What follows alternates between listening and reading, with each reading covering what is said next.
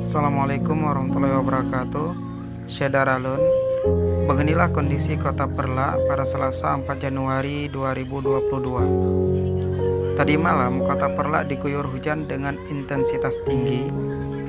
Hal ini menyebabkan permukaan air sungai naik hingga menggenangi permukiman penduduk dan badan jalan. Air diperkirakan terus naik dan masyarakat telah siap jika sewaktu-waktu harus mengungsi.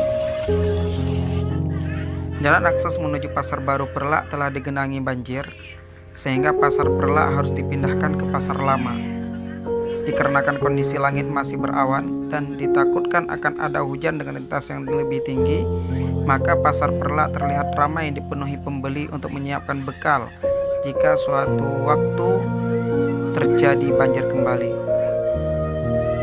Sebagai informasi, sejak 3 hari yang lalu, wilayah Kecamatan Perla yang terdampak banjir adalah Kampung Lok Dalam, Bandrong, Bukit Pala, Blangbalo, Uleblang, dan Cikembon.